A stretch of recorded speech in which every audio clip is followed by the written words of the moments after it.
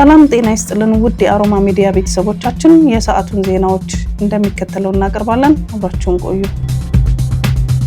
የአሜሪካው ፕሬዝዳንት ዶናልድ ትራምፕ ኢራን በመካከለኛው ምስራቅ ያለውን ጦርነት ለማቆም ስምምነት ላይ መድረስ እንደምትፈልግ መናገራቸውንና ዋሽንግተን ያዘጋጀችውን ባለ 15 ነጥብ የሰላም እቅድ ለቴህራን መላኩን ተከትሎ የኢራን ጦር በአሜሪካ ላይ ከፍተኛ ተሳልቆ ምላሽ ሰጠ።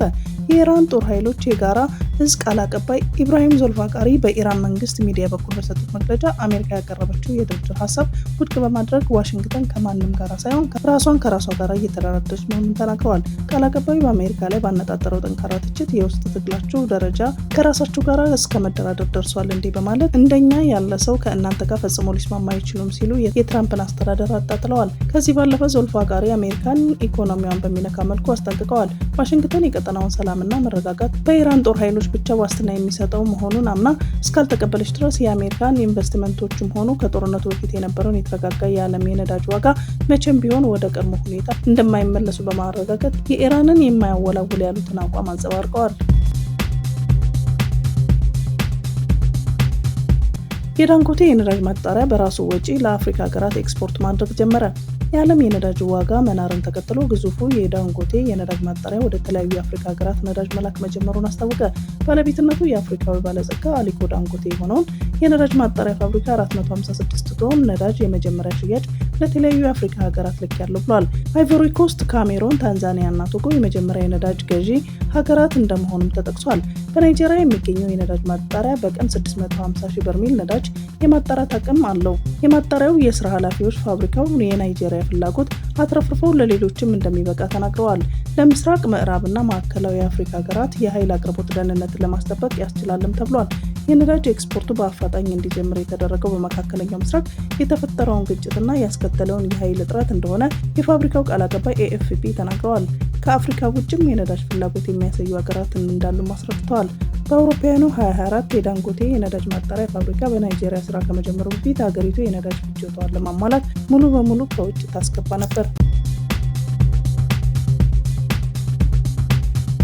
በትግራይ ክልል ተማሪዎች፣ መምህራንና ሌሎች የህብረተሰብ ክፍሎች የተሳተፉበት ሰልፍ ተካሂዷል። በመቀሌ በተካሄደው ሰልፍ ላይ ንግግር ያደረጉት የትግራይ ጊዜያዊ አስተዳደር ምክትል ፕሬዝዳንት አቶ አማኑኤል አሰፋ በሌሎች ግጭት ባለባቸው ክልሎች በጀት ሳይቋረጥ በትግራይ ላይ ብቻ መቋረጡ ተገቢ አይደለም ሲሉ ገልጸዋል። አቶ አማኑኤል በትግራይ ከ1.2 ሚሊዮን በላይ የሚሆኑ ህጻናት አሁንም ወደ ትምህርት ገበታቸው አለመመለሳቸውንና መምህራንን ላለፉት በርካታ ወራት ደሞዝ ባለመከፈሉ ለከፍተኛ ችግር መጋለጣቸውን ጠቅሰዋል።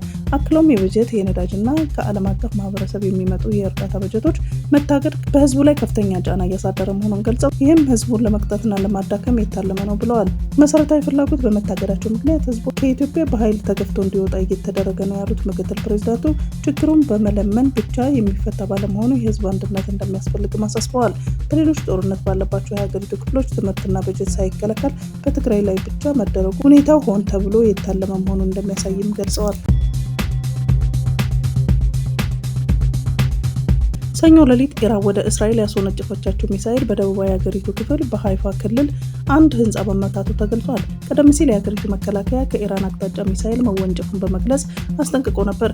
የአደጋ ጊዜ ሰራተኞች አንዲት ወደ መጠለያ እየሄደች የነበረችን ሴት በፍንጥጣሪዎች ተመታ ጉዳት እንደደረሰባትም ገልጸዋል። እስራኤል ውስጥ የተፈጸመ ጥቃት አሜሪካና ኢራን ለድርድር እየተዘጋጁ ባሉበት በአሁኑ ሰዓት እስራኤልና ኢራን አንዳቸው በሌላቸው ላይ የሚፈጽሙት ጥቃትም ቀጥለዋል። የኢራን እስላማዊ አብዮታዊ ዘብ የፈጸማቸውን ጥቃቶች በተመለከተ ባወጣው መግለጫ በተለያዩ የእስራኤል ክፍሎች ላይ የሚሳኤል ጥቃት መፈጸሙን አስታውቋል። በመግለጫው መሰረት ከፍተኛ የማውደም አቅም ያላቸው የተለያዩ አይነት ሚሳኤሎችና ድሮኖችን በመጠቀም በተፈጸሙ ጥቃት ኢላማ የተደረጉት የእስራኤል ይዞታዎችን ዘርዝሯል። በዚህም መሰረት በሰሜንና ማዕከላዊ ቴል አቪቭ የሚገኙ ጥቃት የሚደረግባቸው የደህንነት ተቋማት፣ ራማት ጋንና ኔጌቭ ውስጥ የሚገኙ የንግድና ወታደራዊ ድጋፍ ማዕከላት፣ ቤርሻባ ውስጥ የሚገኙ የወታደራዊ አቅርቦትና የአስተዳደር ዋነኛ ማዕከላት ይገኙበታልም ብለዋል። የቱርኪ ፕሬዝዳንት ረጅብ ጣይብ ኤርዶጋን ተባብሶ የቀጠለውን የኢራን ጦርነት ከፍተኛ ኢኮኖሚያዊ ቀውስ እያስከተለ መሆኑን ገልጸው ግጭቱ በአስቸኳይ እንዲቆም እየቀረቡ ያሉ ጥሪዎችን እንደሚደግፉ አስታውቀዋል። ኤርዶጋን ጦርነቱ ከፍተኛ ኢኮኖሚ መዘዝ እያስከተለ ነው፣ ግጭቱ በአስቸኳይ እንዲቆም የቀረቡ ጥሪዎችን እንደግፋለንም ብለዋል።